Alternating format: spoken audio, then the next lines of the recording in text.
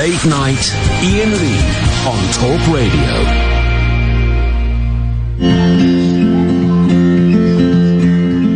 I'm just a joker here to make you laugh. Ignore my tears in the dark. I'm a happy man, oh, song and dance to make you smile. But as I walk home alone on the lonely mile, I cry, cry, cry. Please ignore my tears, my dears, my jokes are what I offer. Please don't tell anyone I know I'm a lonely bugger. I go home, I have my beans, my toast, it keeps me warm. I sleep alone, I bathe alone, I play with my bits alone. But on the stage I will make you laugh. I put the sadness in the dark. My misery, my loss, all those bad things I'll put to one side. I'm a puppet with strings. I entertain you.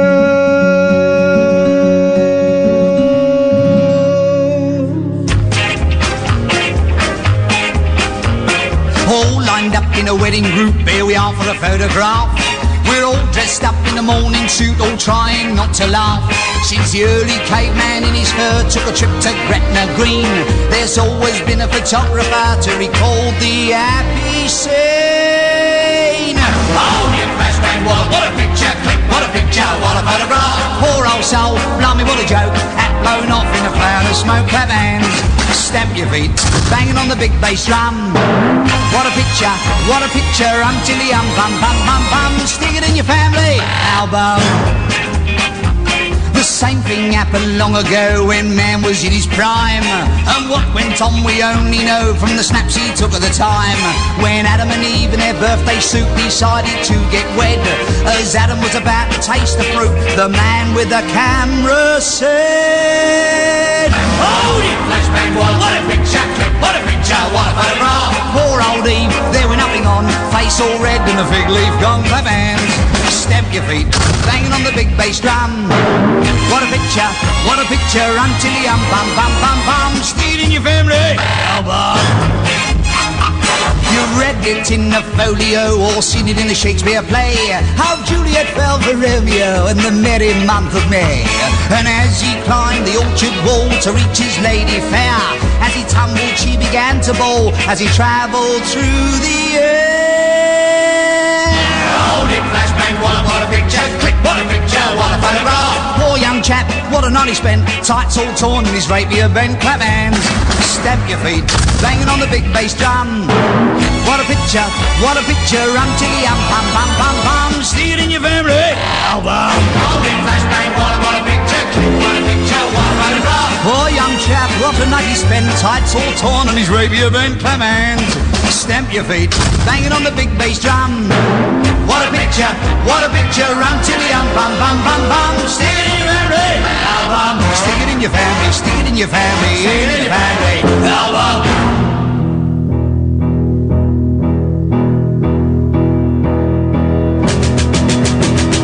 Good day, sunshine. Good day, sunshine. Good day, sunshine. I need to laugh, and when the sun is out, I've got something I can laugh about. I feel good in a special way. I'm in love and it's a sunny day. Good day, sunshine.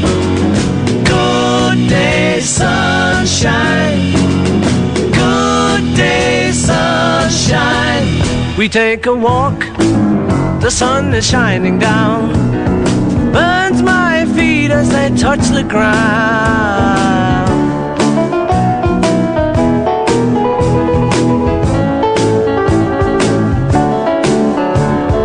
Good day, sunshine. Good day, sunshine. Good day, sunshine.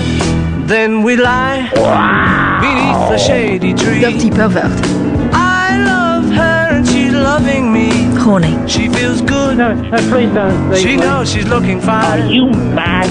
I'm so proud to know that she is mine. Rough pussy. Good day, sunshine. Yeah, baby. Good day, sunshine. Come on. Good day, sunshine. Good day, sunshine. Rock it, man. Good day, sunshine. Good day, sunshine. Good day, sunshine. Here we go. Oh!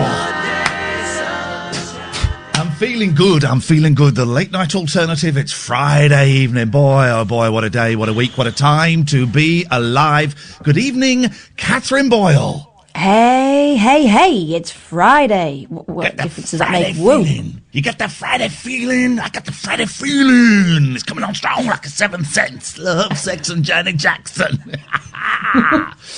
Good evening, dear listener. Late night alternative. What we're going to do during the lockdown is we are going to take calls straight to air every Friday. It's like putting our elbow into the bath before we put the baby in there. Is it too hot? Is it too cool? Or is it, voila, just right? Let's find out by going... Line 1, you're on the wireless. Yeah, hi there. Okay, I know Nick likes a bit of left-wing stuff, doesn't he? Hello? Yes. Yeah, so I want to tell you why Trump's ideas may not be quite as crazy as far as that first sound. So this is... sorry, you want to speak to Nick Abbott, yep? Yeah. Okay, just tell me what you want to say to Nick about Donald Trump. And I'm going to tell him why Trump's ideas might not be quite as crazy and far-fetched as they at first sound. And I'm going to kind of deconstruct it a bit and tell him what he's really talking about. But how do you have an advantage on this? It's not bleach, okay? It's not bleach. There are disinfectants which are oxidizing. It's called oxidative therapy. I've had it done to me. I've had ozone injected to me. It would be... I know what this is all about. Okay. So you would say you're a very bright person? I'm a bit of a geek. I'm a bit of a geek, bit of a brainiac, but, you know, I've been into this for like 40 years, and I've really kind of followed Smart it. Guy. And when I heard this morning, this friend of mine sent me a text, and he's like, Trump must be crazy. I said, actually, and I explained to him, and he went, really? But let's be honest, you don't have a clue what you're talking about. Oh, hang on, my battery's going flat. Let me just change phones. You there still, yeah? Yeah. Let's try this phone. Any better? Yeah. That's great. You don't have a clue what you're talking about, do you? Well, I do. I know. No, you don't. But I know all about... Why don't you just Google oxidative therapies first? Why don't you Google the phone number for LBC? Oh, who am I talking to, for God's sake? Well, you're on Talk Radio right now. Sorry. Talk Radio. Thanks very much for your call. 03444991000. And there we go in a nutshell, Katherine. Brainiacs, eh? Brainiacs. You couldn't have written a better start to this show than that call, could you? And there you heard the voice that we get when we pick up the phone with someone assuming that we're kids and they just need to schmooze over us to speak to the grown-up. That's the voice we get.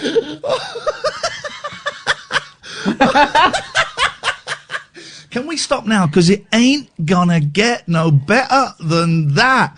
Let's do some more. Let's do line 4. You're on the wireless.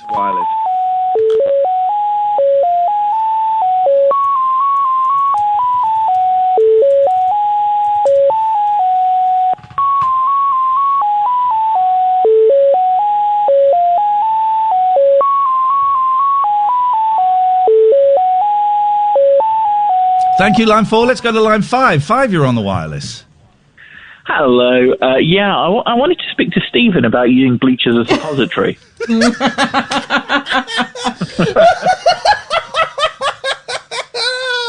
They are my favourite, not the bleach as suppository calls. They are my favourite calls. My two favourite things on radio, phone-ins, Pete, are when, for example, if I were to phone you and go, hello, Ian, it's Pete. Where the caller says their name. And people who have phoned up the wrong radio station and don't realise they're on the air. It doesn't get any better than that. It's amazing. People do bleach their bum holes, though, don't they? They do. I don't think. Yeah. Mate, I don't think they're using an industrial bleach. I think there is specialised products for such things. Yeah. Bum bleach. I think we should find out if those people have had coronavirus, though, see what the correlation is. I think we should, definitely. Pete, anything else? Yeah, I wanted to moan about the fact there's too much to do at the moment. Go on.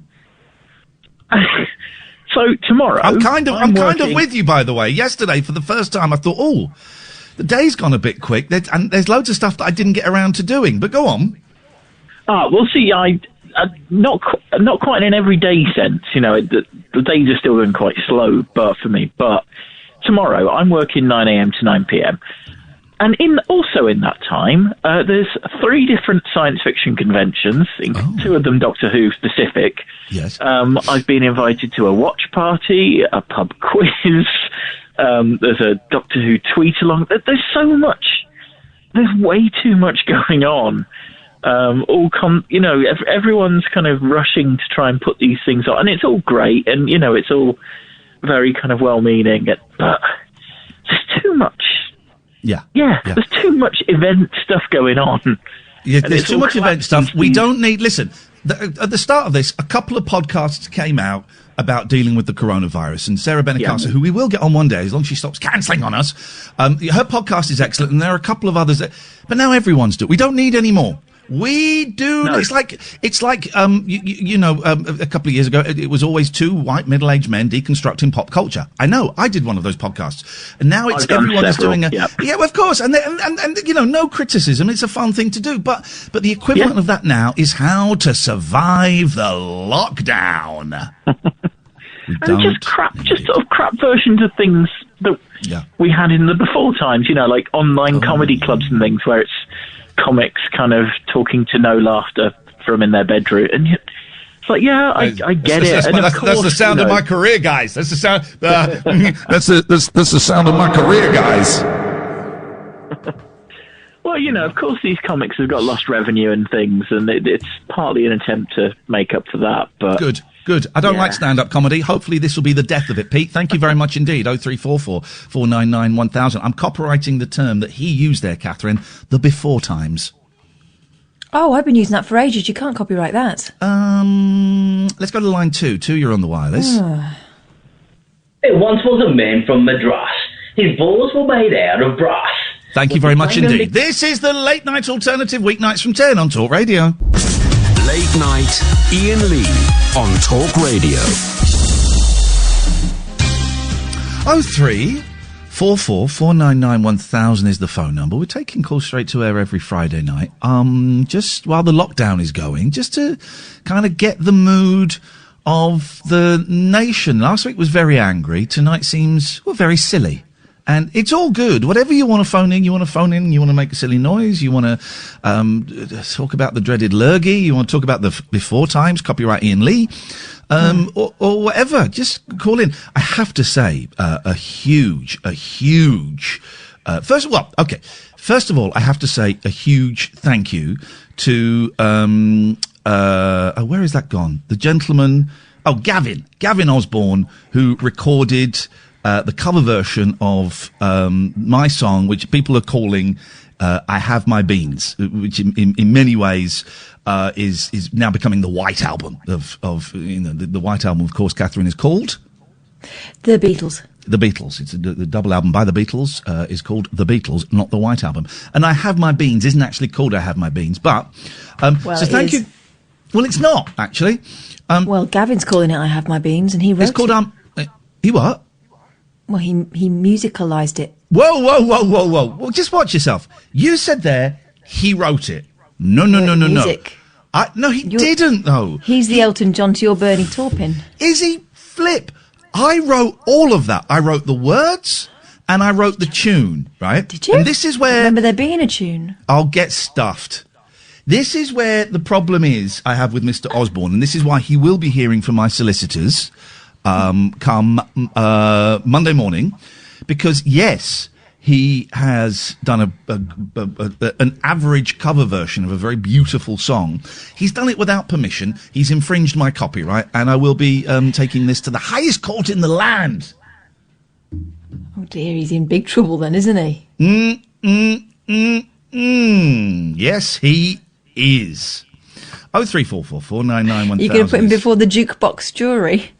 All right. Why? I don't know why you're being so churlish tonight. I've reached a state of nirvana. Not nirvana. Let's take a call because you're confusing me. Line 2, you're on the wireless.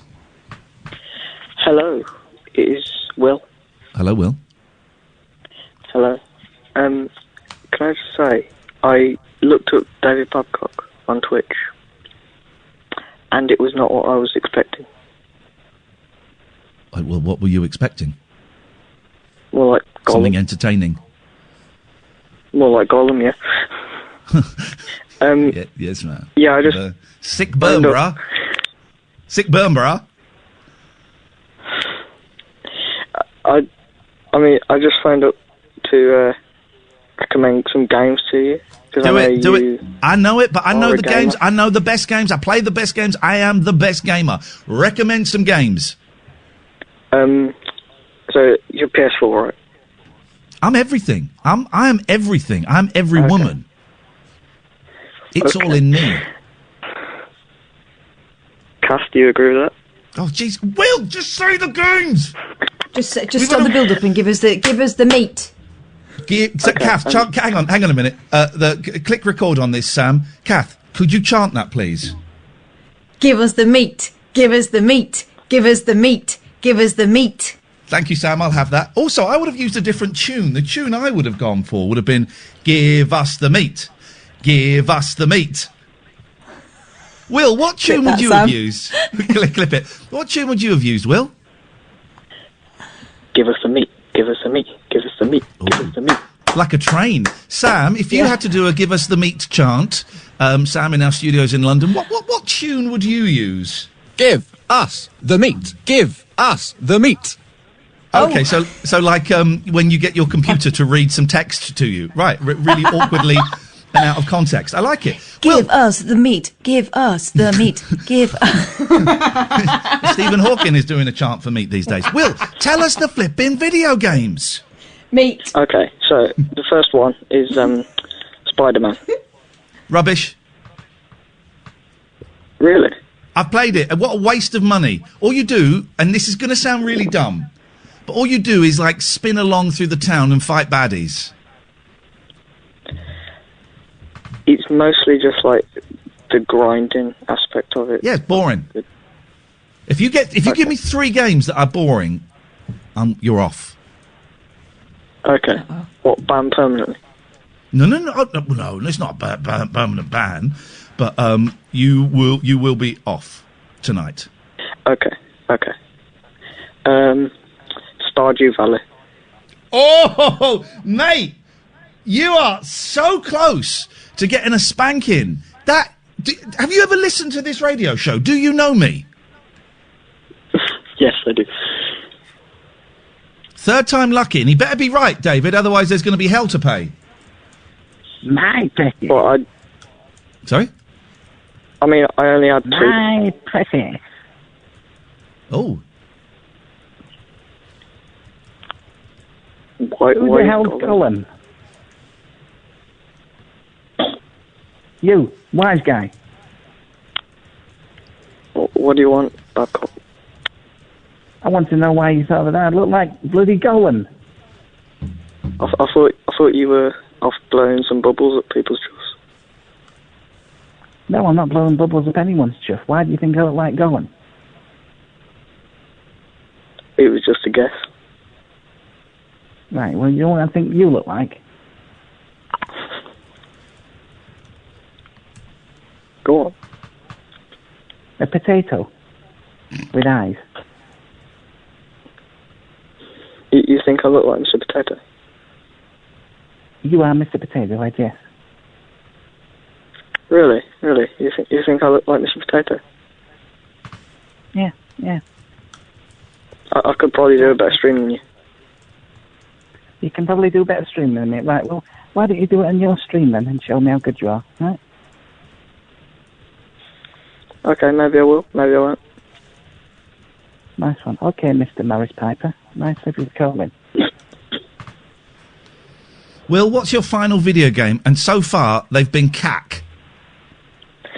Well, I did only have 2. You said 3? Cut me off. Did I? Goodbye, Will. 0344 499 1000 is the man who... great news, I hear, by the way, David. You're marrying a shower radio because you love it so much. That's wonderful. I'm really, really pleased for you. Sad case. Have you bought a Bluetooth shower speaker yet, my friend? No, I haven't done it because they're crap. You are such a bloody idiot, you know.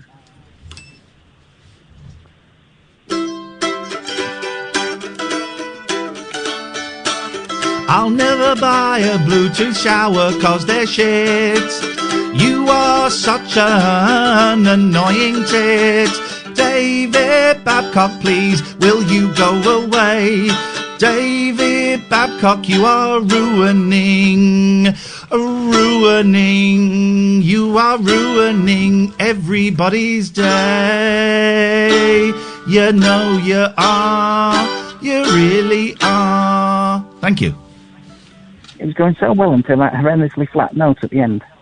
Mandolin, mate. Mandolin, baby. Doesn't matter. 16th century. That tune is coming at you from the 16th century. Yeah, like the rest of your bloody radio. Oh, shut your face. What do you want? Get a Bluetooth shower speaker. I don't want one. I don't like them. I shower for 4 minutes, and I can pause the music or the radio, and I don't need one. It's a waste. Just pause the bloody music. Where's the fun in that? I'll pause your life in a minute with a karate chop to the throat. Oh yeah? What? Against jiu-jitsu? Jiu-jitsu's rubbish! You won't be saying that when I take your face off. Jiu-jitsu is a tossing martial art. Karate and kung fu are aggressive martial arts. Jiu-jitsu is a tossing one. You just toss people. Oh, hey, I heard you all laughing like hyenas at Barry's crap innuendo, so should we do some of that? Maybe be funny. Oh, tossing, eh? Oh, tossing my bum. Oh. Goodbye, David. 0344 Babcock is jealous of an old man. Is tossing my bum an innuendo? No, I don't think it is. And I don't know how one would do such a thing.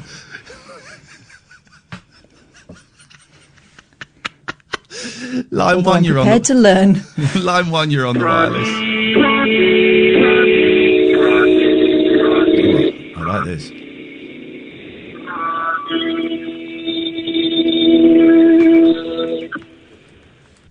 That was nice. Thank you. I like that. That was lovely. Let's go to line 2. 2, you're on the wireless. Hello, Ian and Kath. Hello, line 2. Hello, you. Yeah, we spoke a few while ago, guys. Can you say W for me? W. Oh. Who was the guy that couldn't say W? There was a guy that couldn't say W. All right. Okay. Well, we know you're not. Oh no, I can say W. Yeah. Well done. Okay, good. There was a guy. What did he say, Kath, instead of W? W. Oh yeah. No. Well, what it is. My name is Hugh. Obviously, Hugh. Well, I don't know if you know that, but there's 2 ways of spelling Hugh. You see, there's a Welsh way, H-U-W. Yes. And then there's the English way, which is H-U-G-H. Right. Which way do you spell it? The wrong way or the right way? Oh, hey, controversial. Isn't it? No, H-U-W. Okay. No, I got loads of little bits of exciting news. Okay, well, it's 2 minutes into the phone call. We've yet to hear anything exciting. So let's see. Well. Yes? Do you like Sylvester Stallone at all, Ian? Is he someone you like or not like? I mean, my feelings on Stallone are not that strong, but I like the films. I like the films where he builds prisons and then has to escape from prisons. Yeah. I like those films a lot, actually. Yeah, well, is it like... Well, I mean, for him, I mean, obviously, if you don't know too much about his story and things like that in terms of how he come about with the role... Well, the story... Have I got this right? The story was that he kind of grew up in a very working class, kind of proud Italian environment, and he went on to actually beat Apollo Creed in a boxing match against all the odds. So yeah, I kind of know the story. Well, I think that's a bit slightly wrong, my dear, but don't worry about it. I mean, okay, not worried. Not worried in the slightest. Well, I mean, obviously, there's people that you look up to, I suppose, in the perhaps the entertainment world. There's people that you respect, isn't it? Like Steve Allen and John Gaunt being the two. Who? All right, presenters, radio presenters, is it? Yes. Wow. Broadcasters. Well, my little bit of exciting news is I made a little comment on Sylvester Stallone going live on Instagram last night, and he gave me a little like. Sylvester Stallone gave you a little like? That's genuinely brilliant. I was quite pleased about that. It's meant a lot to me because he's someone I know his story quite a lot, and he has a difficult childhood, in terms of him trying to be successful as an actor and how he went about making the Rocky films and how he went on to not to beat star in Apollo Creed, and then lose to Apollo Creed, and then beat Mr. T. And you saw him like it, did you? Yeah, he says if you look at his Instagram, and he made give us the meat, give us the meat, give us the meat, give us the meat. What it is, right? I mean, he did a live Instagram, and he was talking about a picture that he painted in probably the 70s. Yeah. And this picture, I mean, obviously, I'm not an art expert, but some of Stallone's pictures are a little bit strange, right?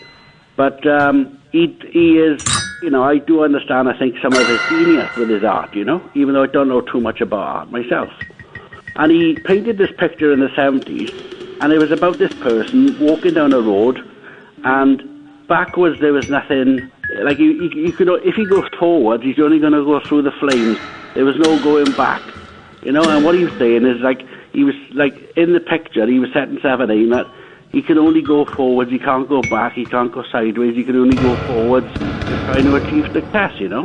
So what it was when he painted this picture in the 70s, he didn't want to go under his normal name of Sylvester Stallone, because obviously people perceived him as just some sort of, bit actor, which he was. He wasn't, just before the Rocky films, he wasn't a really big known actor, but he called himself Mike Stallone. He called himself Mike Stallone when he painted this picture.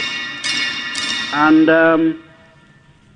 so he signed the picture Mike Stallone. So I just made a comment and said, brilliant picture, Mike. I mean Sylvester. And thought it was funny.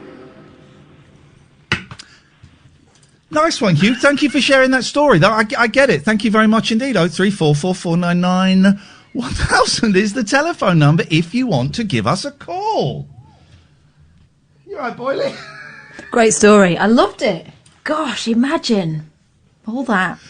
Let's go to line 3. Line 3, you're on the wire. Oh, hang on. What has that got? Oh, I may have cut them off. Let's try line 1. You're on the wireless.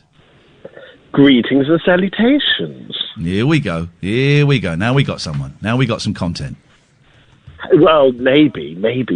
How are you both? Lovely to hear your dulcet tones this evening. You're a scumbag. You're a piece of trash. Oh, why? Do you know what? I find it quite attractive when you call me nasty names, actually. Scumbag. Oh, ding dong. Yes. Scumbag. Yes. So I tell you why you're a scumbag. You've put my children's lives at risk.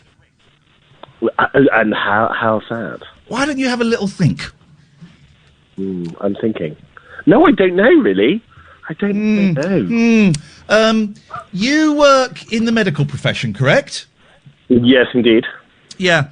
You promised a month ago to get me a thermometer. And you said, I will get you a thermometer to make sure your children do not die of coronavirus. You didn't even know the words COVID-19. Let me finish, you piece of trash. My kids are upstairs, and I hope they're awake, and I hope they can hear you, and I hope they're scared. And I said, well, I don't want you to steal anything. And you went, oh, no, don't worry. We do it all the time. You'll have it in a week, right? I did not say that. Yes, you did. I said I might have one spare in my personal kit. However, where is it? A little bit busy. I bought one. Oh, you've been busy. You and your NHS frontline key workers. What about me? What about me? I'm keeping the nation's spirits up, and I'm blooming propping up Catherine Boyle's career at the same time. I had to buy a thermometer from China, of all places. China. It's a China virus. China. I had to buy it from Chickadee, China. A Chinese. Well, yeah, indeed. But as long as you put my kids, and I made my kids try it before I disinfected it. You put my kids' lives at risk, you scumbag piece of trash.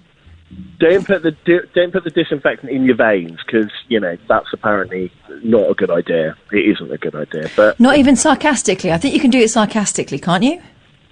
I don't know. It's bad. What I wanted to talk about, I don't know if you guys have seen it yet, is Gangs of London. Have you seen it yet on Sky Atlantic?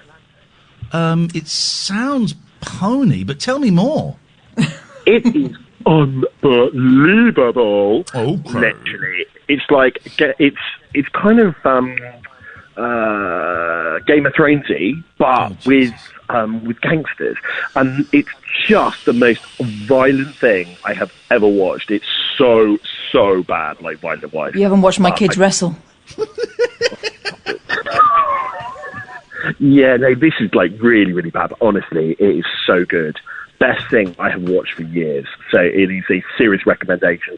And yeah, check it out. And if it's pony, you can tell me it's pony. All right. Well, I'm really getting into watching stuff now. Now that I've discovered that life is for the living, and all of you sad, depressed losers, man up. Just get on with it and man up, for crying out loud. You absolute. Oh, God, I've got depression. Oh, I've got mental health issues. Oh, I've got anxiety. Man up. Man up, snowflakes. It's time to live. You only get one shot at this. Do you know what? This isn't a rehearsal. This is it. So man up. And I've been watching TV. It's not rehearsal, though, isn't it? It's so not rehearsal. This is it. This is completely unprecedented, and we've got one opportunity. So we can either be really, really down about it, or we can just give it our best shot and turn that frown upside down. Turn it into a smile. Absolutely. Be happy for a change. Look, there are starving people in Africa, right? Look at your lives. You got televisions. They haven't got televisions over there. If they have, they're not the thin ones. They're the big fat ones. They're widescreen, but they're fat widescreen. So cheer up, guys. If this was like 20 years ago, like even like 30 years ago, we wouldn't have mobiles, wouldn't have Netflix. We would just, that would be seriously dull. Netflix and chill. Netflix and chill. And I've been Netflix and chilling with myself, and we all know that means masturbating. James, thank you for your call. 0344 499 1000. Yeah, I've been watching. I went to my big plan is this week coming. Yeah. I'm going to tidy up the garage as best I can. I've got a load of cardboard because I've not been able to go to the recycling centre or the dump. And I've got some bits and pieces that don't belong to me. But I'm going to tidy up the garage. And I went in there today just to have a little look around, look-see. Mm-hmm. And I found my 2 boxes of DVDs that I cleared out. And I thought, now let me look over them now with a slightly detached eye. That's a horrible image, actually. It doesn't mean what I think. What you think's. That's not right. And I pulled out about 7 DVDs from those 2 boxes that I thought, I'm really going to enjoy settling down and watching these. I was watching series 9 of Curb Your Enthusiasm, right? My youngest was in the living room, and he had his headphones on, and he was playing Fortnite, so he couldn't hear what was going on. It was quite sweary. And then suddenly, it cut to a scene of Larry David having quite violent sex with a woman who was she was a friend of his. She was a Muslim lady, and he had a fatwa on him, and she was going to help him get the fatwa removed, and she was choking him while they were having sex, saying, "Order me to have an orgasm like I'm ordering you to have a fatwa." And this is all going on while my 8-year-old is there, And I went, look at me, look at me, look at me, because I couldn't work. It was on a USB stick, so I couldn't work out how to stop it. I don't really know that.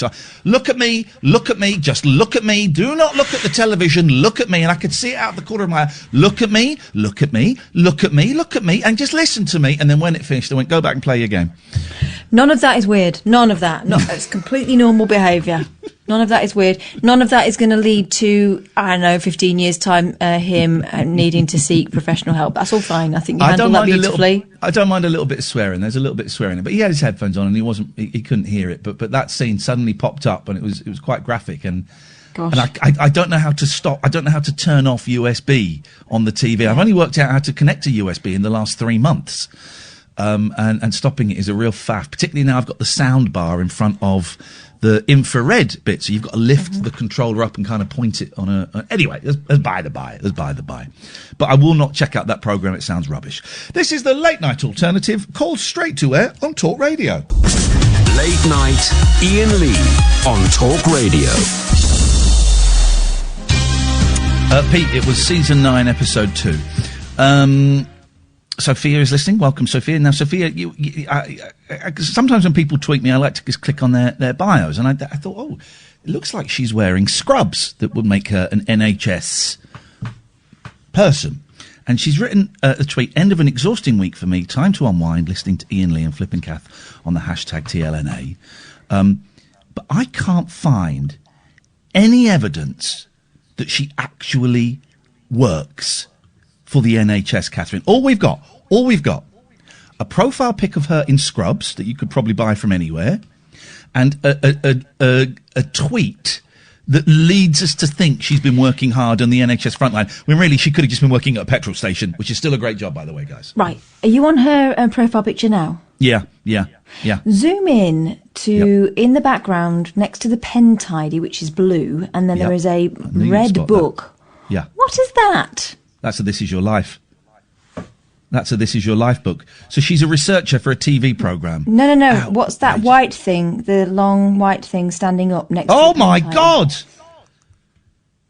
Holy jackamole! I know it's a stressful job. Wow! I didn't realise that was standard issue. Sophia Mofia, Fee-Fi-Fo-Fia? Wowzers! So we don't have any evidence that you work with the medical profession, but we do have evidence that you are indeed a deviant. Dr. Dev Matra, again, is he a doctor? We just don't know. Have you seen Afterlife 2 on Netflix? Here we go again. No, I will not be watching Afterlife 2 because I watched some of Afterlife 1 and yes, okay, I may be the only person in the country. I thought it was awful. And remember, Kath, the amount of flack I got from people because I didn't like a TV programme that lots of other people liked. I thought it was badly written, badly acted. I thought it was cheesy, it was over-sentimental, and it wasn't that clever. And everyone goes, you're just being a contrarian. No, I didn't like it. Yeah, that was back in the day when what you watched on television mattered. Yes. Yeah, it doesn't matter anymore, does it? We've got more things to argue about. Let's go to line one. Line 1, you are on Talk Radio. Kiss today goodbye, the sweetness and the sorrow. Wish me luck, the same to you. Let's go to line 2. I enjoyed that. It's powerful. Line Did you? 2. Yeah, I did. Did you not enjoy that? I thought it could have done with a bit of vibrato, but that's always my pet peeve. We'll have to ask that person who just tweeted us. Let's go. Oh, vibrato. I do apologise. Let's go to. let's go to line 2. Line 2. You're on the wireless. Is that me? It is, but not for too much longer. What have you got for us? Hi, Ian. I was just thinking about the lockdown being opened up. Why would it not be possible to allow people to turn up in pubs? Turn your radio off. Turn your radio off. Yeah, just a minute. Oh, budge. Oh. I think you just came. Sorry about that. It's on the computer. Why would it not be possible for people to turn up in pubs and or outside events where the landlady or the landlord was providing drinks. You brought your own chair, you sat 6 feet apart, and you were able to partake in a few bibbies. Well, because it sounds like a right old faff. Why are you so desperate for alcohol?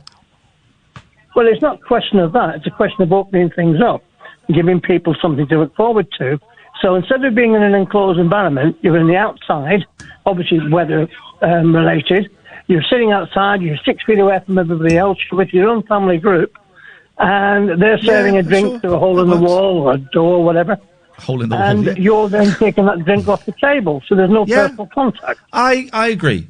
That would possibly work, yes. I just thought it was an idea because we need to open things up in a way. If we can queue in supermarkets for however minutes, 20, 30 minutes, we can queue in a pub. Well, yeah, but you understand, of course, that obviously food is more essential than alcohol for the majority of people. But yeah, I kind of agree with you, I suppose. I'm talking about the good weather, talking about the better weather coming on. Yeah. Maybe if you only did it on a Saturday afternoon or a Sunday afternoon or something like that, just occasionally in local areas. It wasn't open wide to everybody. No. Okay, yeah, I agree with you. Sure, why not? 0344 499 1000. No, thank you. That kind of makes sense, doesn't it, Kath? Yeah. What I'm thinking, though, is when the pubs do reopen, for the first month, they're going to be horrible. Don't you think? No. Yeah, people will be unleashing themselves. Well, you mean like that, yeah.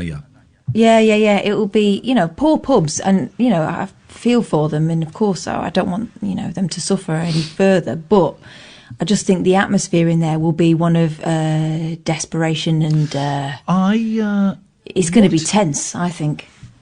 I've treated myself. I've got the boys I've had in the last couple of days. We've had a couple of great days being the boys. We had a wicked water pistol fight in the garden. I treated us to 3 really good water pistols. And we had I sent you a picture of us absolutely soaked. Oh, and we all stripped off in the kitchen and arguing with each other. It was brilliant. And tomorrow we're having a water pistol and a Nerf gun battle at the same time. And it's a joy. Just the boys just screaming, all 3 of us actually screaming in the garden. And I've spoken to my neighbours before, and when you've got the boys, you're saying, I'm really sorry the boys are coming this weekend. It might get a bit noisy. And everyone says, oh no, we love it. We love it. This brings this kind of dead old street alive. Yeah, you have them screaming. So we did that today, and that was wicked. And I've got them tomorrow. I'm taking them back tomorrow night. So I've treated myself for this weekend. There is a pub not too far from me, a little bit too far for them to deliver, but I'm happy to go and collect. And tomorrow, at 5:30, I am getting burgers and chips, three times burgers and chips for me and the boys. Lovely pub burgers. And I've been there before, and it's a great little setup. You book it, you order it, and then you go to the car park. You stay in your car.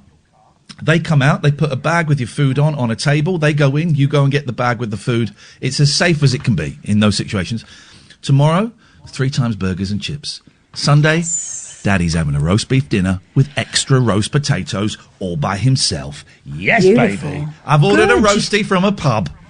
Right, this is the man who used to eat, frozen pizzas all the time because you didn't see the point in cooking for yourself, and now you are treating yourself. This is good. Leftover chili con carne today from yesterday's batch that I made up, and it was great. I got a tiny little bit of it left, but yeah, nice burgers and a nice roast on Sunday. And I've booked it in advance because last week I tried to book the roast on a Sunday, and of course their slots were all gone. This day I'm in. I am in. Roast beef, extra potatoes, beautiful. About 3 weeks ago, when this first began, maybe we were 2 weeks into lockdown, we decided that we were going to get a dinner delivered. And it did seem like an extravagance. And then you think, well, hang on a minute, it's only like going out to a restaurant, to go to a restaurant, not even a super expensive one. Why not? And also, you've got to give yourself a little bit of a pick up now and again. Otherwise, you're not really living, you're existing, right? So, guess who runs the restaurant quite near to us and will deliver? Ronald McDonald? Candice from the Bake Off. Candice from the Bake Off. Wicked. She's not playing games with her dinners. They are fantastic. And it was great. And in fact, you've just reminded me we should do that. I mean, yeah, we should do that in the next week or so because, why not? It feels like as close to treating yourself as you can do at the moment. Nice. I feel bad. Sophia has not tweeted in reply to our online bantering, and maybe she's sunk into a funk because of your bullying, Catherine. You should apologise to her. Yeah, you bullied her. I don't think it's... You're suggesting that having something like that in the background is a bad thing. I think that fair play. I'm sex positive, and I'm happy for her.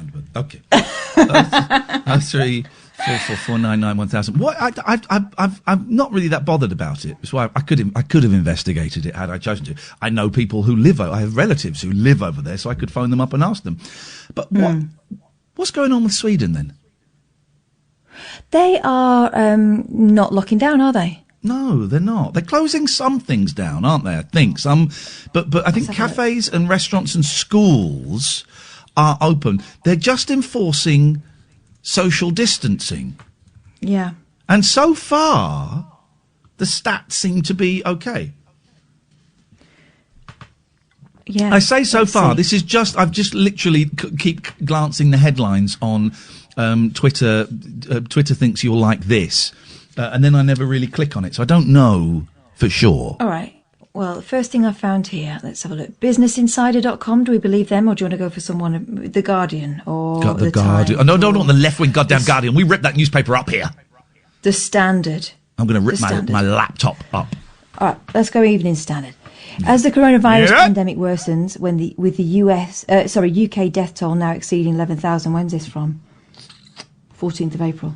That's ages Sweden ago. is not enforced. No. Yeah, what's more recent? That is 10 days ago. Yeah.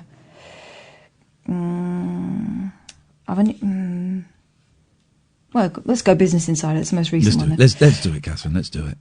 The architect of Sweden's plans to... not to lock down for the coronavirus pandemic said he thinks it's working and that the capital, Stockholm, is already benefiting from herd immunity.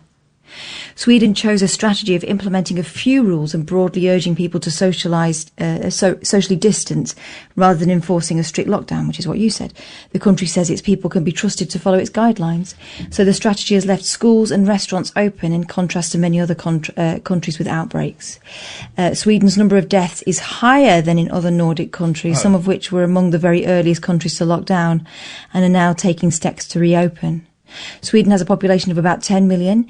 It's reported more than 16,700 cases of coronavirus and over 2,000 deaths. In contrast, Denmark, home to almost 6 million, has reported about 8,000 cases and 394 deaths. Norway, which has a population of over 5 million people, has about 7,400 cases and 194 deaths. So Sweden, so loads of people are still dying then, it's not quite the... Anders Tegnell, Sweden's state epidemiologist, told the BBC the measures taken had been effective in stopping the country's health system from being overwhelmed by coronavirus patients. OK, well, that's the priority, it would seem. Okay. He said the virus spreading through the population has allowed some immunity to build up amongst the population. It's worked in some aspects, he said. It's worked because our health system's been able to cope. There's always been at least 20% of the intensive care beds empty and able to take care of COVID-19 patients. I mean, it's... I don't... Go on, say It's all a bit of a punt, isn't it? Yeah. We're all hoping that someone will find a magic way of making it, work, and no one has, because you can't do that in the real world. Let's go to line one. Line one, you're on the wireless. Hiya. Hello. Hi, Ian. Hi, Pat. Hiya. And now I don't want you to cut me off without me finishing what I'm going to say. Well, that you don't get to make that call. Oh, okay, but if you do that, you give people the wrong impression. No. You give people the wrong impression with the words that you say. So why don't we see how we get on, and me and Catherine will decide when to... Use my words carefully then, Ian. There we go. My words carefully. Always a good idea. I considered a racist because I don't like being told how to speak my own language. Am I considered a racist because of that? Are you considered a racist? Well... are you considered racist because you don't like being told how to speak your own language? No, of course you are not considered a racist for that simple statement. That's good. Well, because I think it's wrong that we're told to spell words out in our English language for the sake of appeasing false vanities. For the sake of achieving what? for appeasing false vanities. I don't know what that means. You're going to have to... I don't know what you mean by false vanities. Well, when someone does something wrong or you upbraid them, some people don't upbraid very well, do they, Ian? Do they, Kath? They don't have the gift to upbraid. But I don't really upbraid people generally. What are you talking about specifically? I'm talking specifically about people coming to this country and ruling the roost by censoring people's language in this country. Who? Generally, lots of people. No, but not generally. Specifically, who are you talking about? Subcultures.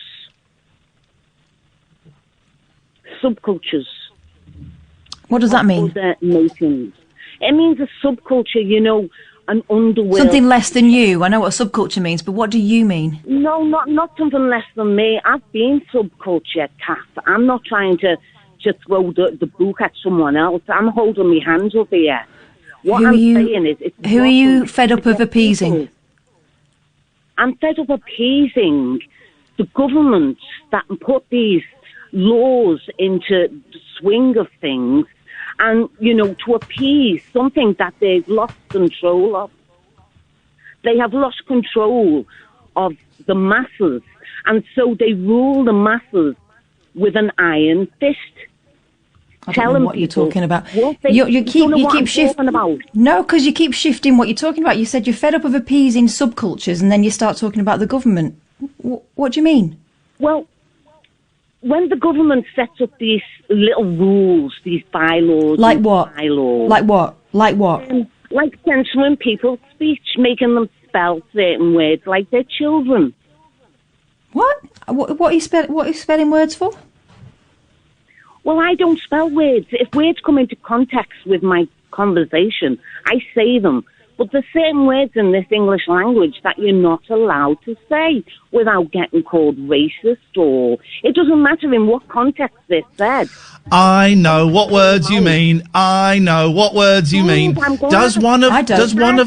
do, Katherine. Eileen, does one of the words Ian, begin with... Eileen, Eileen, we've let you talk. I'm going to ask you some questions. Does one of the words begin with N? Well, two of the words begin with P. Okay, so you're upset that you can't use the abbreviated term for Pakistani? I'm not upset. That's what you've called it. That's what you've called in for. Eileen, you have called in and you were worried that I was going to give the wrong impression. You've given the perfect impression. You're upset because the government have decreed to appease minorities that you can't say the abbreviated word Pakistani. Here's the thing, Eileen. Eileen, listen. You can say it. You can say it. You can say it. You can say it. You can say it. I only say it if it's in context.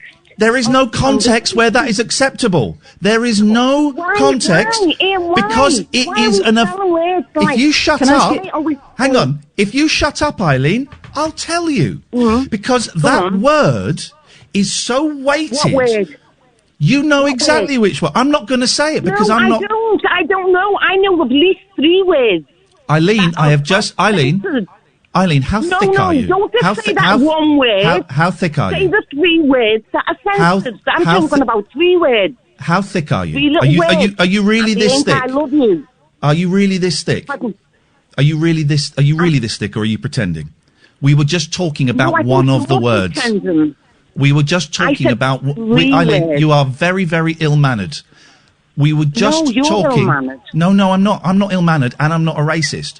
We were just talking about one of the words. I'm asking you, am I a racist because I won't spell the words out? Well, no. I don't think that's why you're a racist. That's not why you're a racist, no. We were talking specifically about one word, so you know which word I'm talking about, right? I'll tell you why that word is... I'm talking specifically about 3 words, Ian. 3 words, not 1 to make word. it simpler for you, Eileen, because you can't seem to grab big concepts, and I get it, it's tricky for thick people like you. Let's focus on one word. Let's focus on one word. No, let's focus on 3 words that are censored in the English language. Eileen? 3 words. They're not I love you. 3 words, okay. I've got no... Eileen, you're rambling. You're rambling like a lunatic, my love. So listen... No, I'm not. I'm afraid you are, Eileen. You're trying to make me sound like you're making yourself sound that you're rambling because you're rambling. No. 3 words. Go on.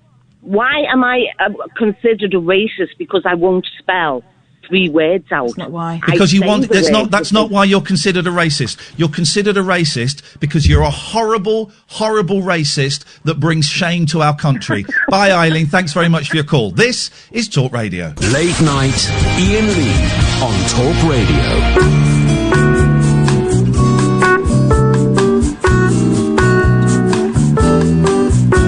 There was a baboon who one afternoon said, I think I will fly to the sun.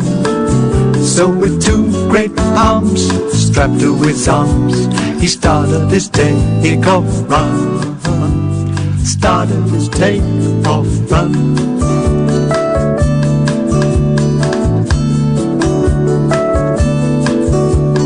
Mile after mile, he galloped in style, but never once left the ground.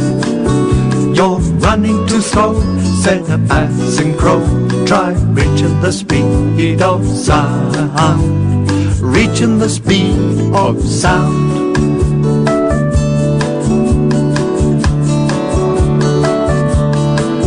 So he put on a spurt. My God, how it hurt. The soles of his feet caught on fire.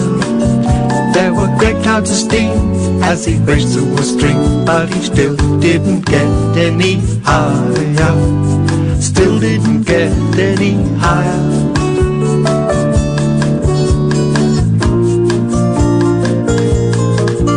Racing on through the night, both his knees caught alight, and smoke billowed out from his rear. Quick to his aid came a fire brigade, who chased him for over a year. Chased him for over a year.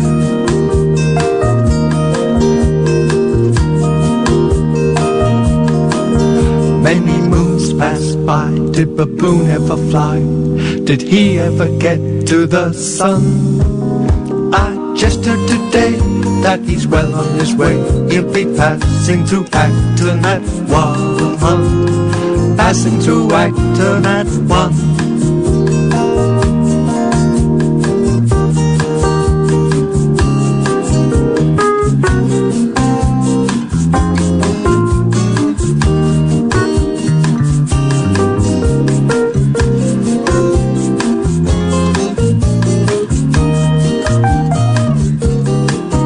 Now then, it's far too long since we had a new contribution from the Kinks on Top of the Pops, but here's one, a single and an LP track called Victoria.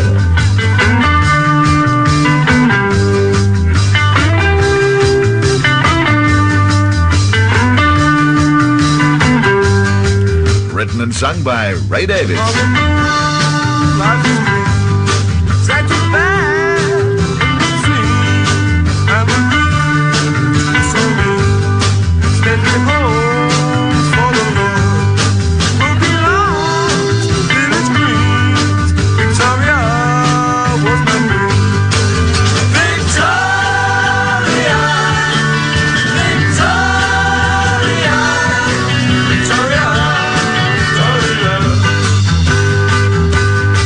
I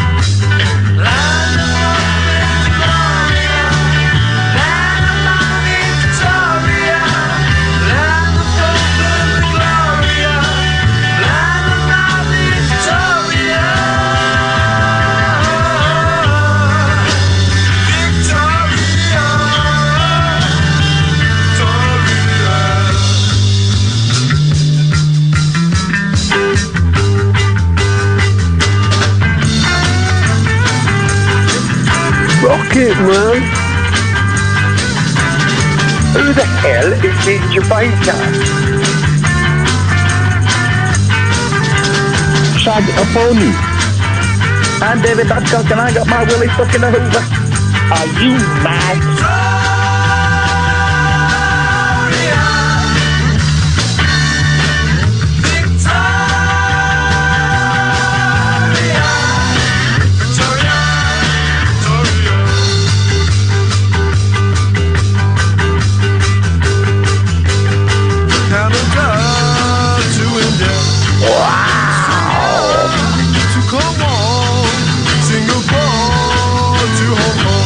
Pony. Hip, hip, hip. From the rich to the poor. You're a fanny. Dick. Why does life be so unfair? Grab pussy.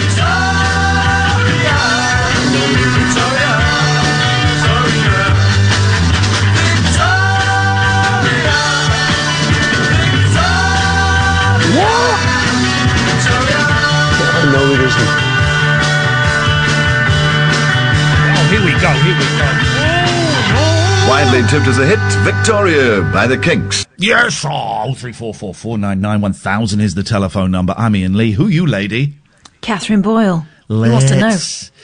I want to know. All the guys want to know. And some of the ladies want to know. Because it's 2020 and ladies and men like ladies and men and ladies. And nobody turns their noses up. Not even the Pope. The Pope is smoking dope. Let's go to line one. Line one, you're on the wireless. Hello. Hello, line one. You're live on Talk Radio, caller. How you doing? Yes. Oh, God. I'm good. No, all right, I'm on the phone. Jesus, I'm going to find my kitchen corner. Nagging me everything. Thanks so much. I'm going to go to the quiz. Okay. You want to go at the quiz again?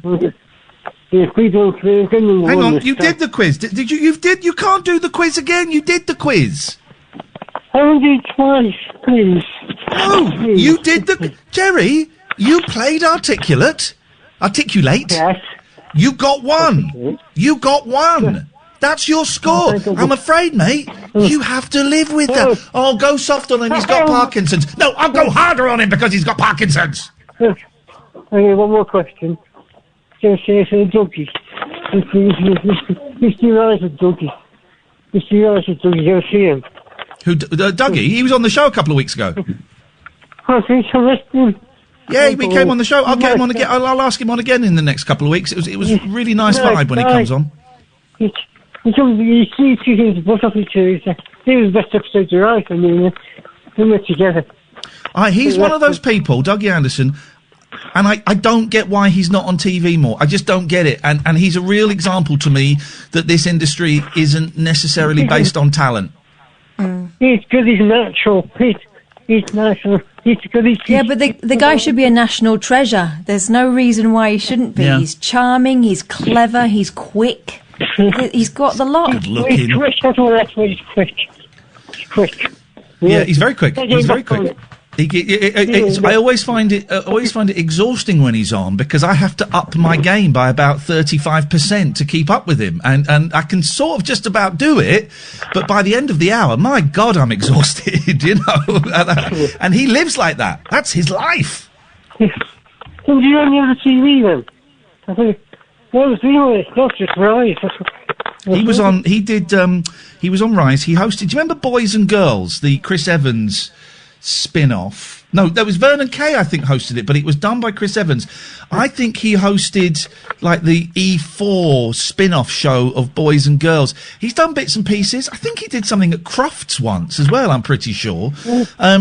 He should be everywhere. He should be, you can't get Dougie Anderson on, he's too busy, but sadly he's not. Jerry, listen, thank you, 0344 499 1000. He really is an example, Catherine. He is the prime example for me that proves this industry is not necessarily based on talent. Yeah, I know exactly what you mean. There are people whose brains are not working at half the speed that his is, and he's so entertaining. He's that sort of the friend that comes round and you sit back and go, right, here we are. This is going to be a fun time, but I've got to keep my wits about me. Of course, I mean, I get it. Who wants to hear that horrible jock accent. No? Let's go to line 4. Line 4, you're on the wireless. There'll always be a tadpole, and tadpoles will be frogs. John Looney. And frogs will always wear top hats and loincloths and clogs. The frog is quite enormous. It's taller than a house. The same size as an elephant, but smaller than a mouse. Globule. Good afternoon. Thank you very much indeed. 03444991000. That's John Looney, Catherine. That is going back. That is going back deep, deep, deep, deep, deep. It sounds like a silly place. Let us not go there. It's a wonderful, wonderful place. Let's go to I just got your reference, sorry. Line 2, you are on the wireless. Dala tu cuerpo alegría Macarena. Que tu cuerpo pa' darle.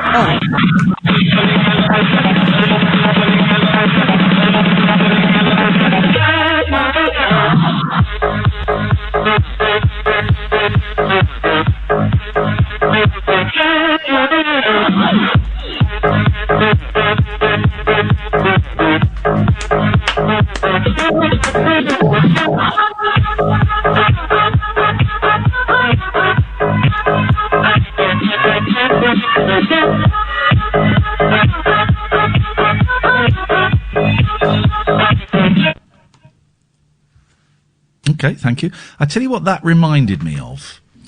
Hang on a minute. Horrible holidays in Gran Canaria. Do you remember this? Oh, yeah. Stars on 45. Yeah. It goes to... doesn't it? No. Yeah, This is... No, it doesn't. It just started doing it. All right, maybe it does. But which artists are we going to get on this one, do you think? The stars on 45. It goes... Oh, what does it go? Because there was more than one Stars on 45, Catherine. Yeah, but this is the disco one, right? So you're saying it's going to be disco? You're saying it's going to be disco? Oh, okay, here we go. Do it. Kath is saying disco. Let's see.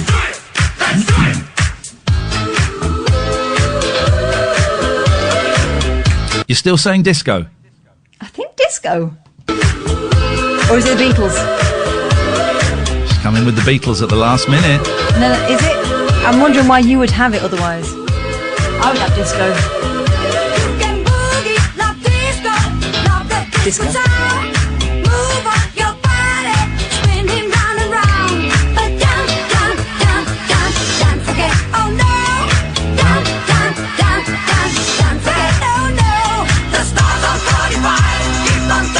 Genuinely a brilliant chorus. Remember, twist and shout. Okay.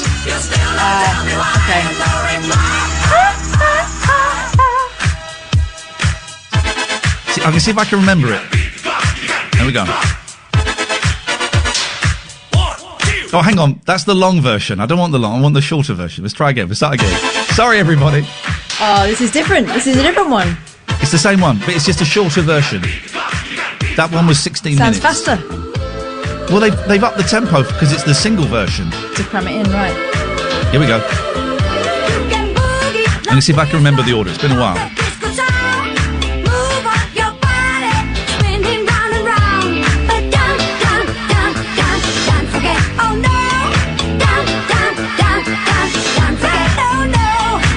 Some 45, we're burning in the life. Work it out. Remember, twist and shout. You still not tell me why and no reply.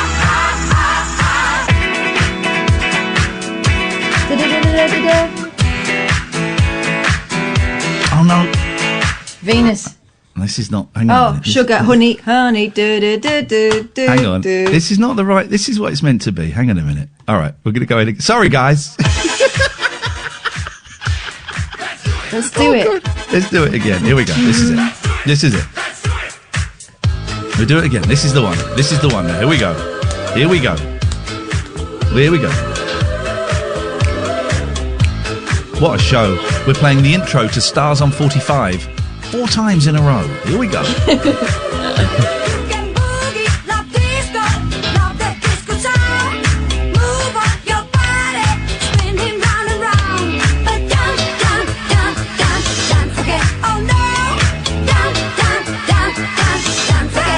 Here we go. 45, turning it alive. Remember, twist and shout. Here we go. It happened once before. Gotta beat the clock. 1, 2, 3, 4. It happened once before. I came to your door. No reply.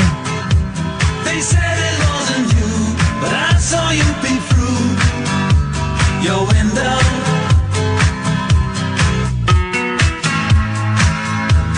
This is how Beatles songs should be heard. If you break my heart, I'll go. But I'll be back again.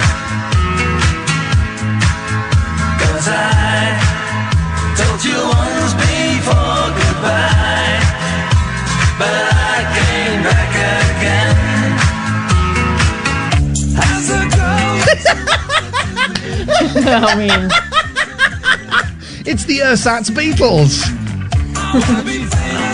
But it's quite weird songs that they've picked. Hang on, here we go. Here's another. Baby, you can drive my car. Yes, I'm gonna be a star.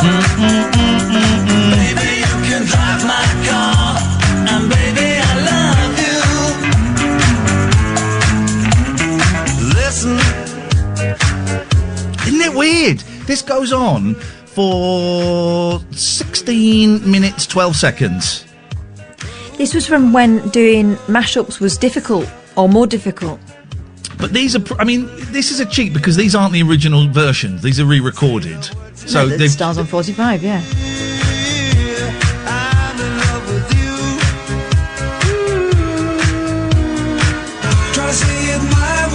In some ways, their recordings are actually better than the Beatles versions, I think. We can work it out. We can work it out. Okay, well, we can keep that going on in the background, and every now and then, throughout the rest of the show, we'll dip in and we'll see where the Stars on 45 are right now. This is Talk Radio. Late night, Iain Lee on Talk Radio. At the risk of knowing that love may soon be gone, we can work it out. We can work it out. By the way, people are going nuts for this, Katherine. We've had a text and a supportive tweet about the Stars on 45. And I would love everything that you do. And I do. And I do. He's a real man sitting in his nowhere land. You're gonna lose that.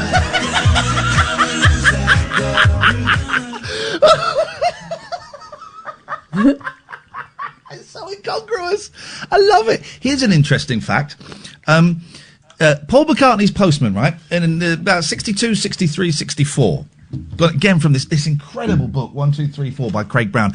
I've got Craig Brown's phone number now, so I'm going to phone him up next week and see if he'll come on the show. It's an incredible book. I've never read anything like it, right? Paul McCartney's Postman, sort of 1963, 64. So would deliver to the house that Paul McCartney's dad lived in, right? Mike McCartney may even have lived there.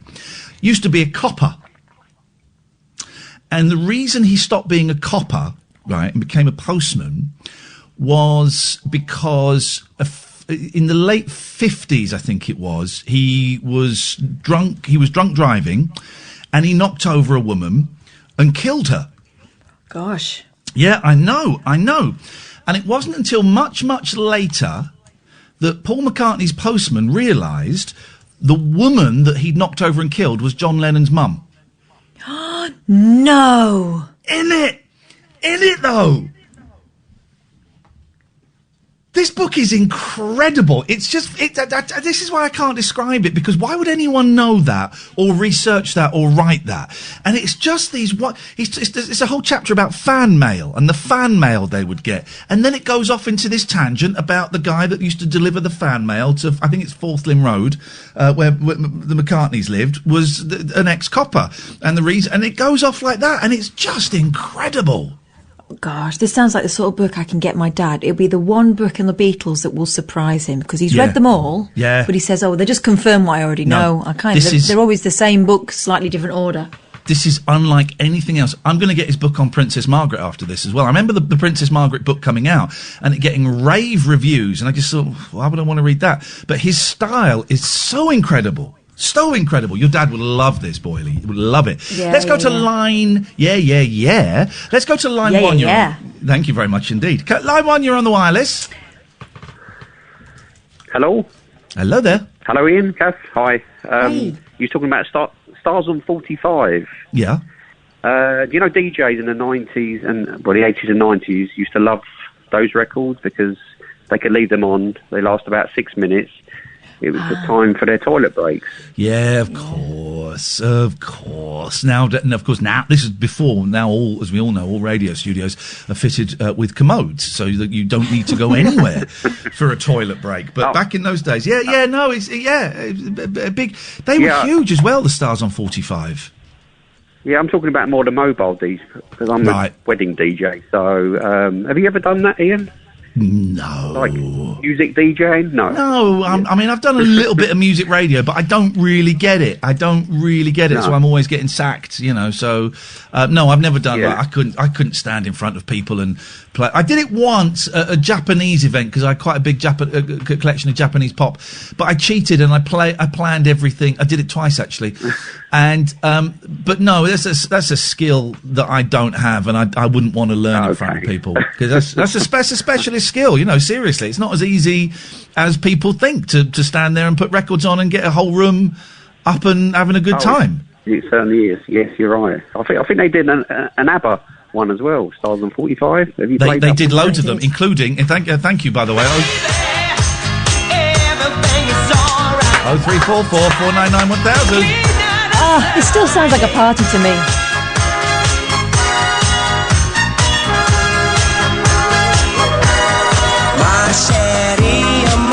Sherry amor.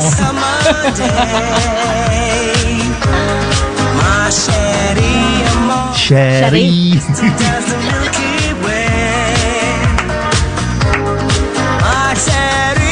Definitely a white guy doing Stevie here. Definitely a white guy. Didn't Elton John used to do some of these kind of cover type records? He did, yeah. The Top of the Pops records he would do. Yeah. And he would do different styles. Yeah. Let's be honest. He said they were the best laugh of his life. Yeah, he's done loads of them. Let's be honest. This is brilliant, right? Yeah.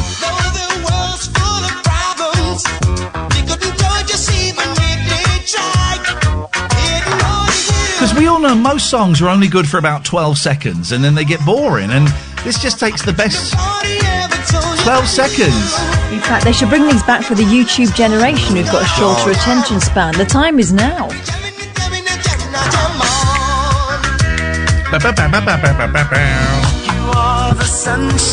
Let's jump to the end of it.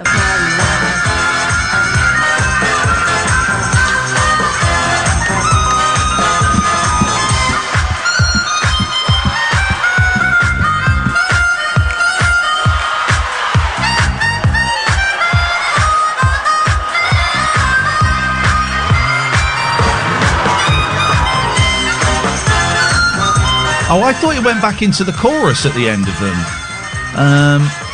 Let's see what else we got. Here we go. Let's have... Here we go. S Express. Oh, yes. This is the ABBA one. Yeah, we go.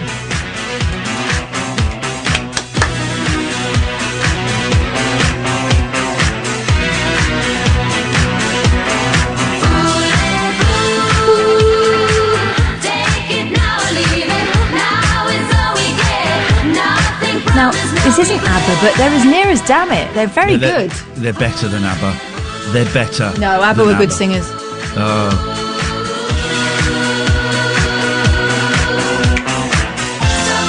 Hear me, darling, can you hear me? SOS. I'm being told that this is a good one. Hang on.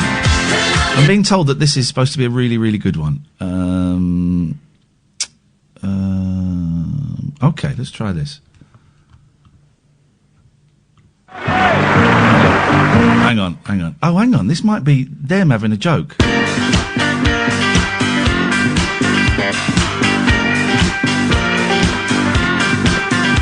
We're gonna take this opportunity to sing some old time song. Flipping heck. This is actual Chaz and Dave, and this song is called... This is brilliant. This is a single they had called Stars Over 45. Oh, come on. Come on.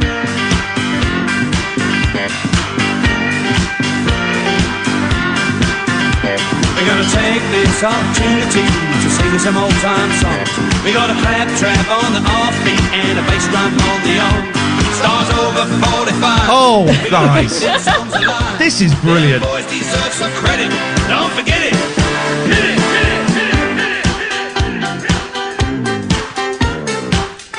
Right, we're starting the last hour with that. That's very funny. That was so good, Chaz and Dave. So aware. Isn't that brilliant? Yeah. 03444991000. Let's do a couple of calls, then let's just chat, Kath. Let's chew the fat. Let's go to line 2. 2, you're on the wireless. I see your stars on 45, and I raise you Elmo.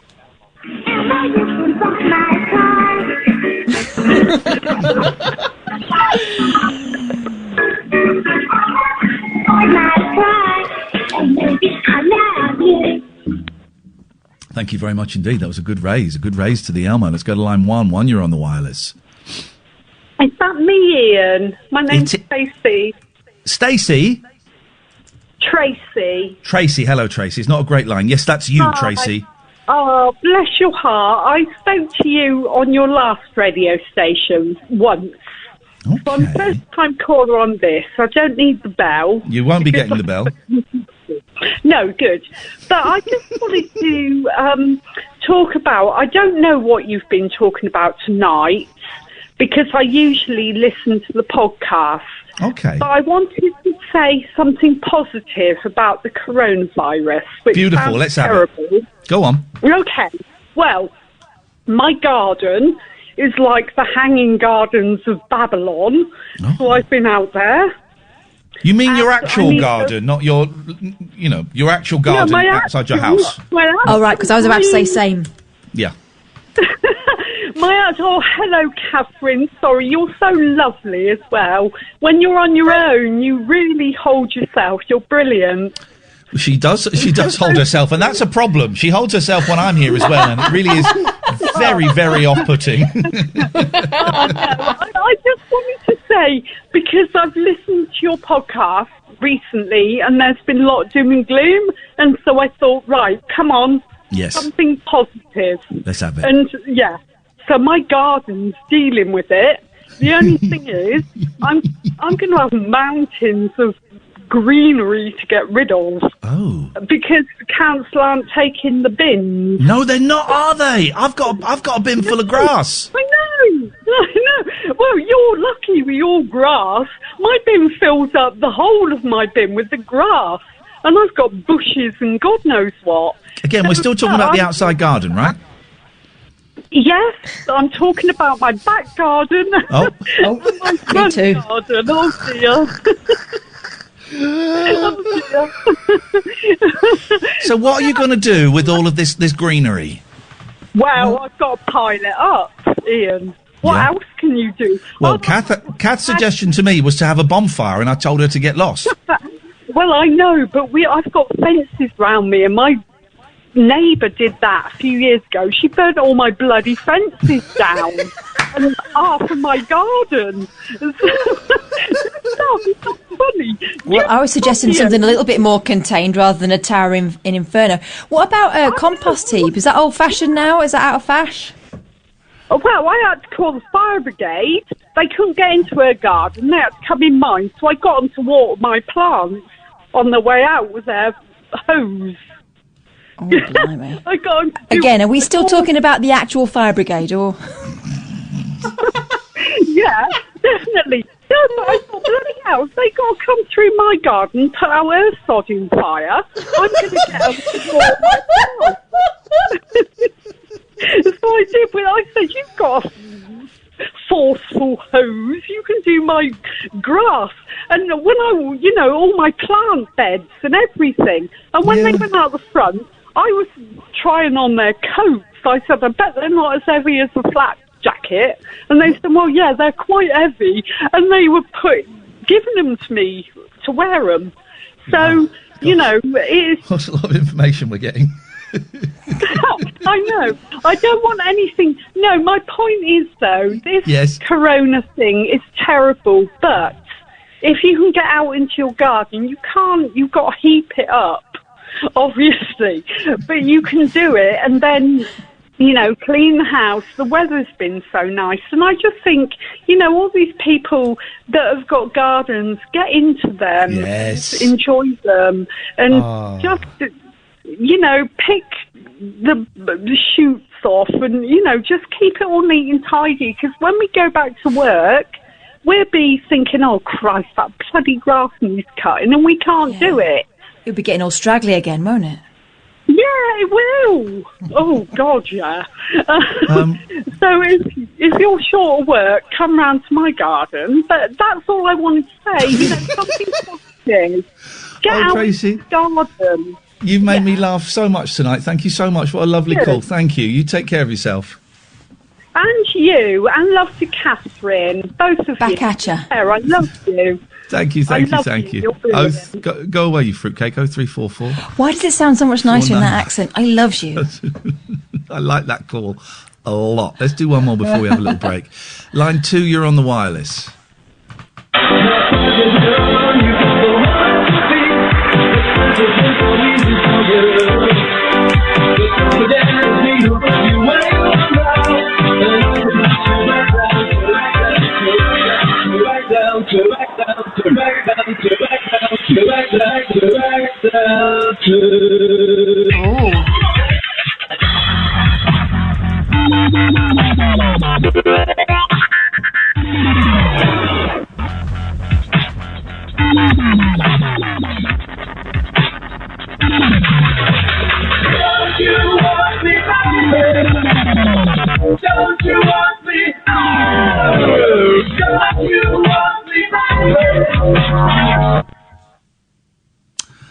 Thank you. You could have stayed on all night. I guess they thought they were going to get cut off. I would. No, I like that.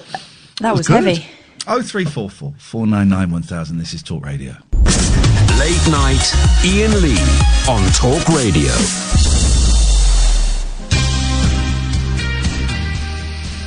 Some show tonight. A relief in some ways. I genuinely think that 3 hours of straight to air at this moment in our history, I don't think it's important. I won't go as far as that, but I do think it's a valid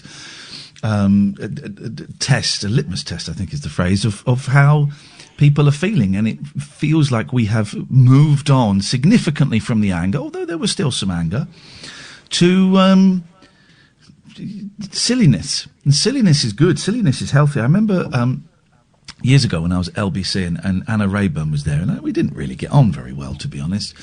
And I probably, I was a different person then, but so I would wind her up. But I remember my first encounter with her. I just found her very rude. I was walking into LBC and I caught her out the corner of my eye. I didn't know her, but I knew she was starting there, and she was in a cafe that was just outside. I remember I walked past it and suddenly she grabbed me on the shoulder and literally spun me around and said, "We're going to be working together." And I just thought, that's, I just found that quite aggressive. So we never really got on. But she would call the show that I did there a kids show.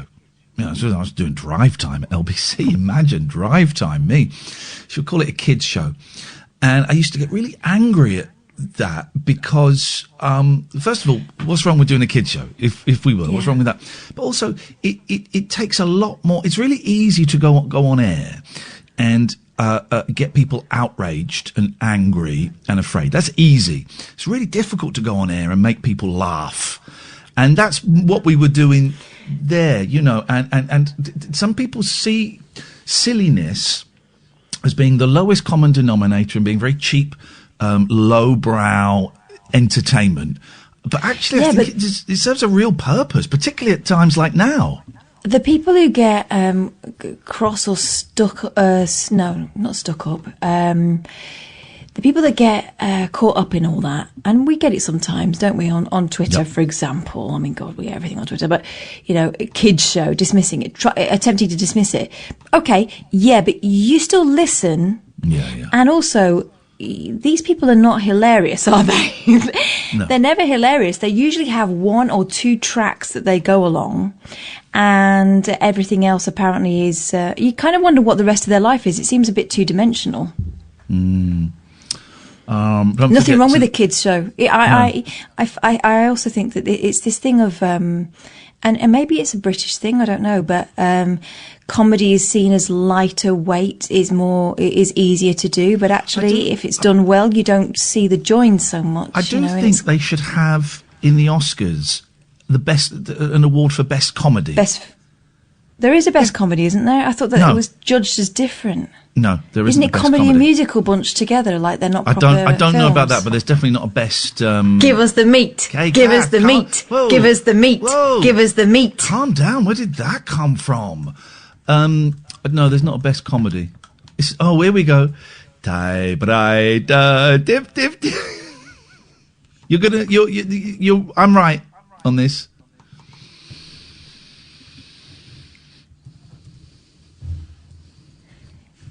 The comedy films never win Best Picture, do they? No, that wasn't. Well, first of all, I'm just checking. That's not what I was saying. What I was saying was. Typewriter tip tip tip tip tip tip tip tip karta hai.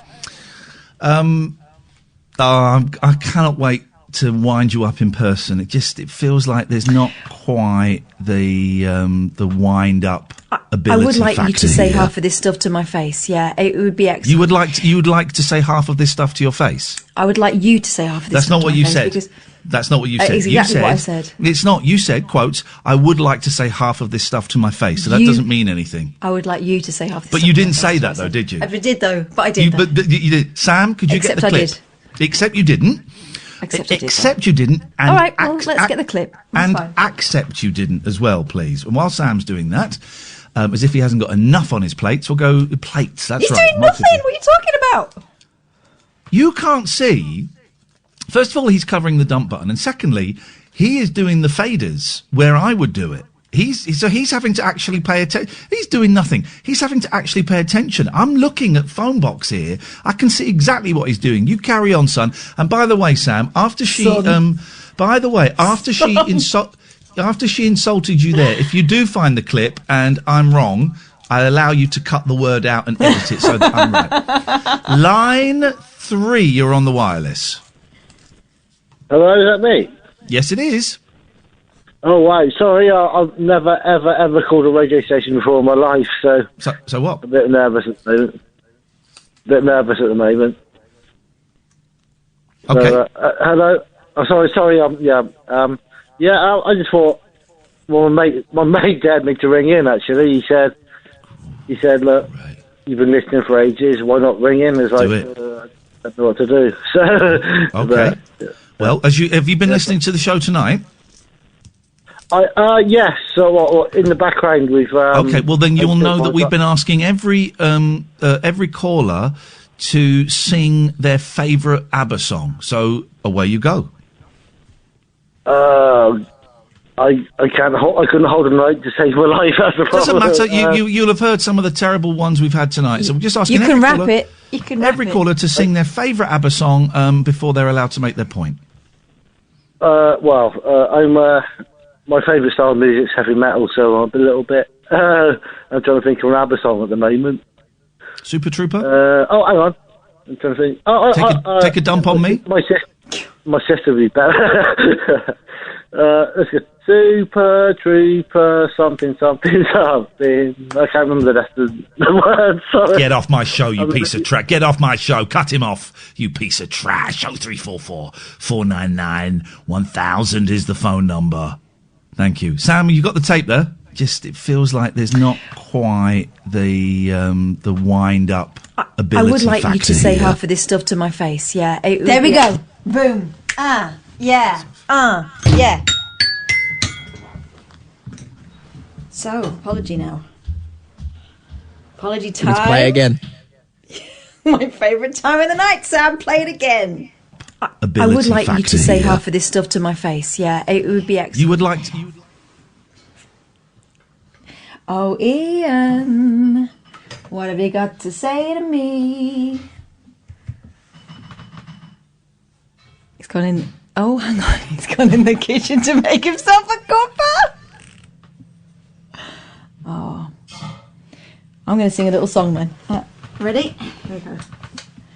Sometimes when Ian is wrong, he likes to make a coffee, but it doesn't make him all right.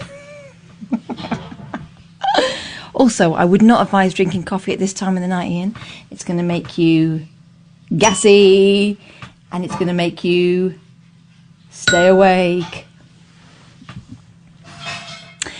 Hey, Sam? Yeah?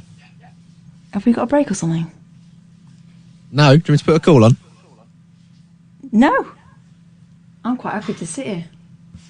Let's listen to Ian make a cup of humble coffee, as he has no pastry for the pie. It's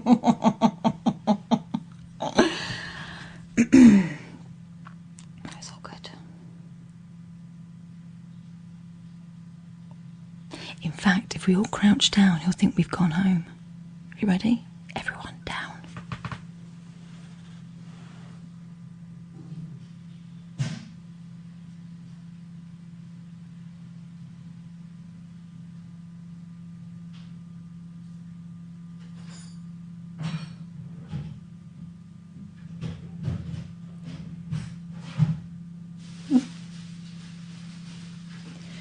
What you're listening to is the sound of a furious man.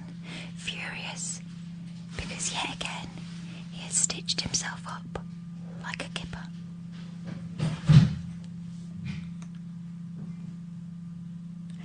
Isn't it delicious?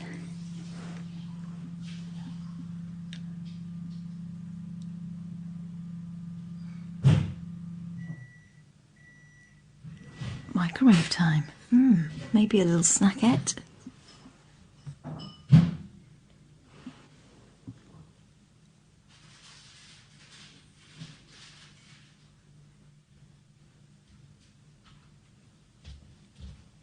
it comes.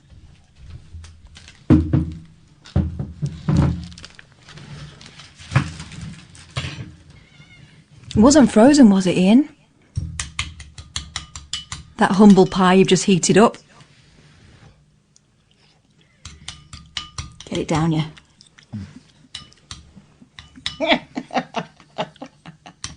I've not put my headphones on, so I can't hear you being a dick. But I know you are.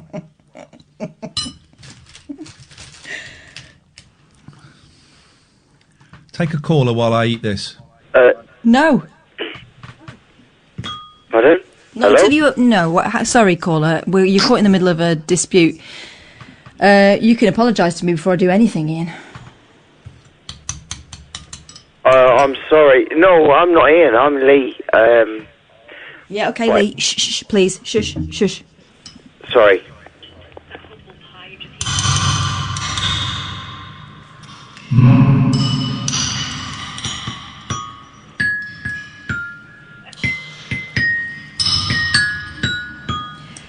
Sometimes sorry is the hardest word, isn't it? Elton was right. And so was I. Do a caller, Katherine. You're not the boss of me. Are you also incorrect? Oh, okay, sorry. I was too busy looking up who won the Best Comedy Picture Oscar last You were year. correct with the first three words. You said sorry. It's okay. We're all human. You talk to Lee. Give us the meat. Give us the meat.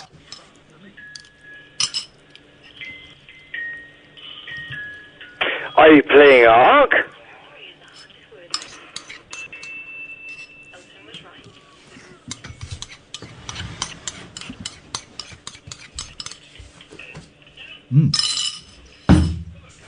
That's the end of that chili. Let's go to line 1. Line 1, you're on the wireless. Nope, okay, you're not on the wireless anymore. Let's go to line 2. Good evening, line 2. Oh, hello. Yes. Is that me? Yep. Okay. I seem to have joined in a tense moment. I wonder if I could do any kind of mediation for you. Whether I could help sort out this tense. Yeah, sure, you could. If you could tell Katherine she's a dick for me, that'd be awesome. Well, let me see if I can approach that in a more subtle matter. Kath, Ian thinks you're wrong and has used a category D. How does that make you feel? Kath? So she's copying my bit where I went off to the kitchen to do something. She hasn't got an original bone in her. There you go. The kitchen's just a lot further. There you go. There you go. She's doing what I did, Gatford. She's doing what I did. Why do you two need to fight during this time? Why can't you just get along? Because she invented coronavirus. Did she? Yeah, there's the truth. There's the truth. Truth bombs. I did a strange thing today. I dropped a whole toilet roll in the toilet, and I now don't know whether to throw it away or keep it. Mate, as someone who's done this many, many times, you've got to throw it away. It's useless. It'll never dry out properly. Yeah, it's useless. It's dumb. It's dumb. Okay. It's dumb, buddy. Right. I'm sorry, mate. I'm really sorry. In these times, though, in these times... You got to chuck it out, I'm afraid, mate. You really have. You really, really have. Thanks for your call, Gatford, and I feel your pain, brother. Let's go to line 6. 6, you're on the wireless. Never want another girl like you. I'm so sick.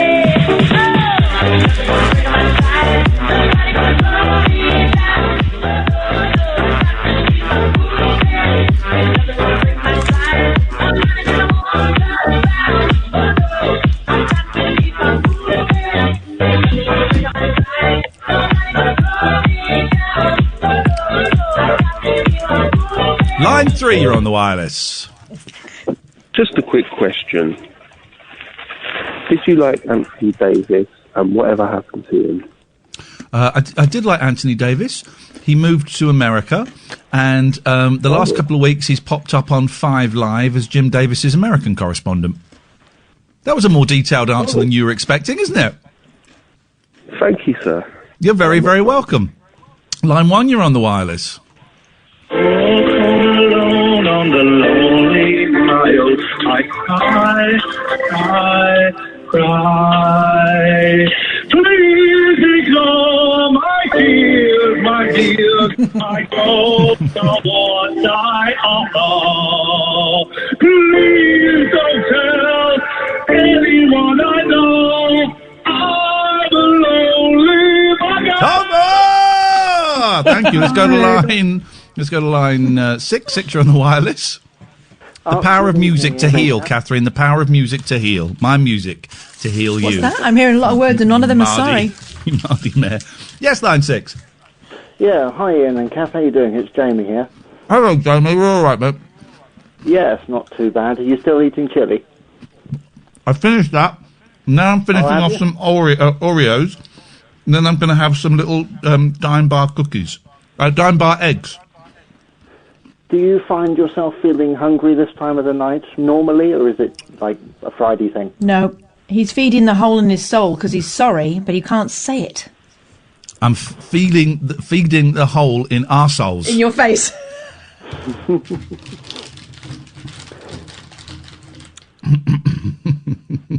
Oh, Kath, I can't be mad with you. I accept your apology. Let's move on. Jamie, what have you got for us?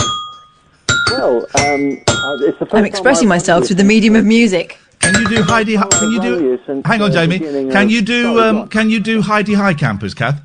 I don't know if I've got the right. I've not got an extensive Glock. I've only got the junior Glock. All you need is dum.